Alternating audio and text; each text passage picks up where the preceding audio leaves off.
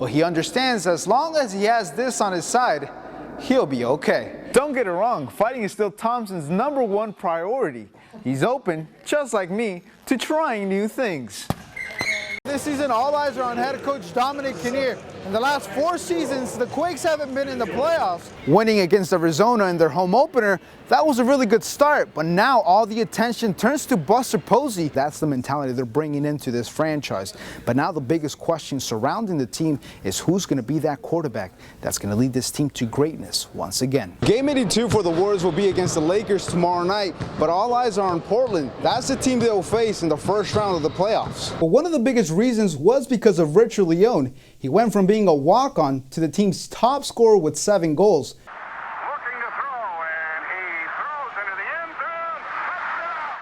Ever since Dwight Clark's announcement, one of the questions that's been presented is whether football causes ALS.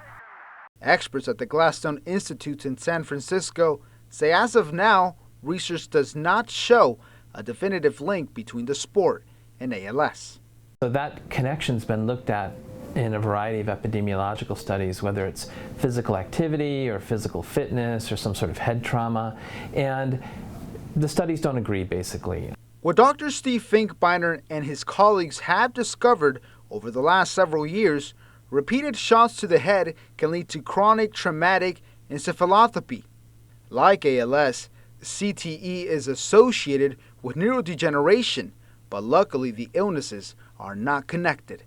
We know that there is a clear connection between head trauma and changes that the brain undergoes that are connected to neurodegeneration, even if we don't have a specific path to ALS. A possible outcome of Clark's diagnosis is thanks to an increase of ALS awareness. You may remember that in 2014, the Ice Bucket Challenge went viral and raised millions of dollars for ALS research. Every time a new famous person gets diagnosed with ALS, it helps us remind people of the Ice Bucket Challenge and helps us remind people that we need more funding so we can drive more research so we can get to that cure quicker. The average life expectancy for someone with ALS is 2 to 5 years. The good news for Clark is that many victims have been able to live past that mark. Former New Orleans Saint Steve Gleason has been battling the illness since 2011.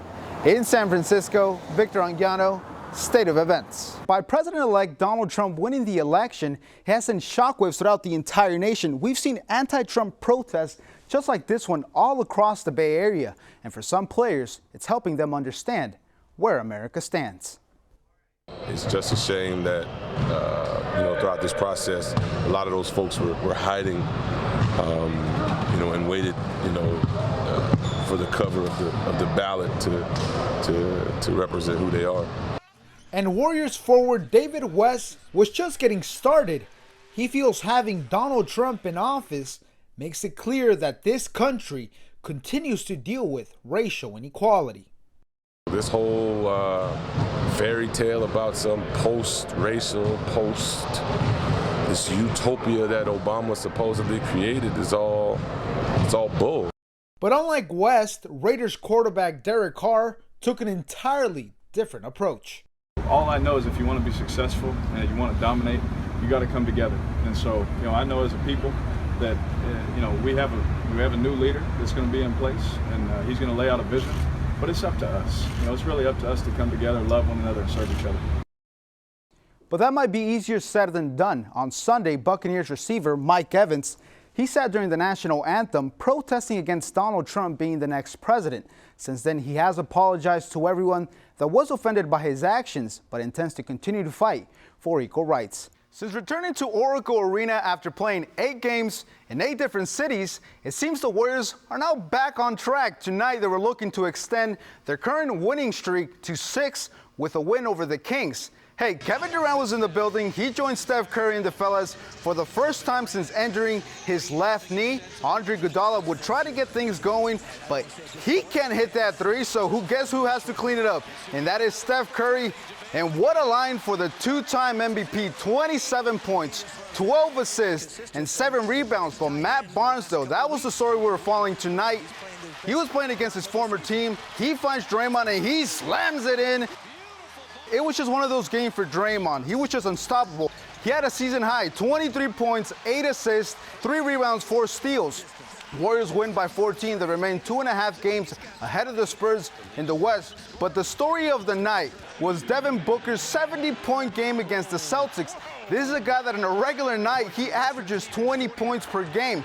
He's the first player to score the most points in an NBA game since Kobe Bryant's 81-point game against Toronto in 2006. But there always has to be a but. Booker's historic night wasn't enough. Boston beats Phoenix 130-120. We'll talk some college hoops now. Tara Vanderveer and the Stanford Cardinal are the last team from the Bay Area still in the big dance. They were taking on the Longhorns. A win over Texas would put the team in the Elite Eight. Carly Samuelson gets it started. She hits a triple, putting Stanford up by 3.